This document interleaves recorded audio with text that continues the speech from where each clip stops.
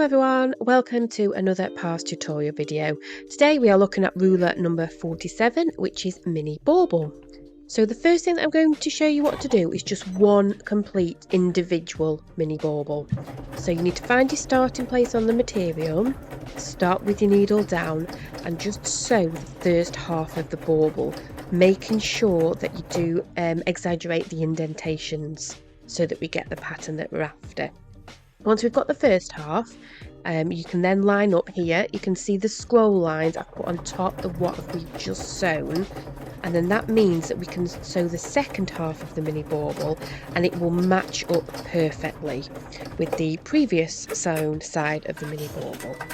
Okay, so that is the basis of doing the Mini Bauble. You can see there one individual one, and you can see where I've done the indentations, it makes the pattern that we're after.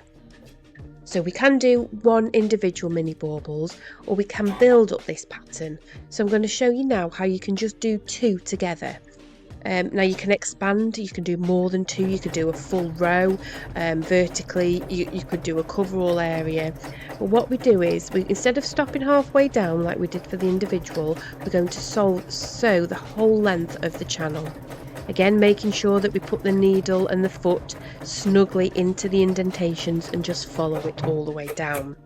Stop at the end with the needle down.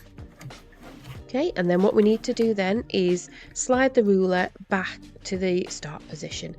I've moved the material around here so you can see how I can join up my pattern by using the scroll lines. Okay, and then I'm just going to sew again the full length of the pattern, making sure that I emphasize the points and put the needle in nice and snug. So this is how to make a double Mini Bauble. And again, if you wanted to carry on and do 4 in a row, 6 in a row, you would just keep going down one side and then come all the way back up the other side. Okay, and I've also just done at the bottom here that I did previously, was I just did a border. I just kept going down the straight line and didn't go back up the other side, just so you can see how you could do a little border. Okay, so this is the next thing I'm going to show you. Is I've done 3 individual baubles, and then this is the fun part where I'm just going to put a bit of decoration on just to emphasize that pattern, give it a bit more character. So you can I've used the same ruler here just to show you. This is where you can let your imagination run. You can do whatever you want here. I'm just going to show you a few designs that I came up with just to decorate the bauble. So if you had a quilt and you wanted something with a bit more pattern on it than just the outline of the Mini Bauble, you can decorate them up. You can do every one differently, do similar ones, whatever you like. So you can see how I'm using the same ruler. You don't need to use a different ruler if you don't have any more. There's plenty of imagination and creativity that can be done just with the one ruler. So the first one that I did was I just did 2 lines across the centre of the Mini Bauble. This one here now, I'm just going to do some little flourishes at the top and the bottom. So I'm just using that small bit of curve on the very first section. So what I'm going to do here is I'm going to sew the line and then go back to the starting point. So as long as you're back at that point, you can then realign the ruler to get a slightly different angle and just do the same thing again, forwards and backwards. So I'm doing that at the bottom, and then I'm just going to do the same thing at the top, but I'm going to turn the ruler so the curves the other way. So just again, it just gives like the opposite directions on the top and the bottom, just for that added bit of interest and bit of detail. I always find putting these extra bits of details can just elevate the quilt. I just think it makes it look so much more interesting to look at, and they're very easy to do.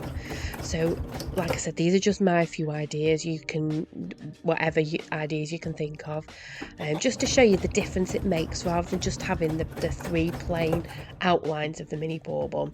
You could also put things on the top, so you could, if you've got a ribbon bow ruler, that would also work as a combined set of rulers. But for now, I'm just showing you what you can do just with the one ruler. Okay, so there you go, that's the second one. And then the third one, I'm going to use the lovely curved shape in the centre of the Mini Bauble outline, just to make sort of a circular shape. So So if I just do half, stop with your needle down, so that gives you the ability to move the ruler freely while the material's fixed in place. Spin it round so I've got access just to do a full circle. You could leave it there if you wanted, but I've just decided here I just want to add a few extra little bits of details, just some extra lines.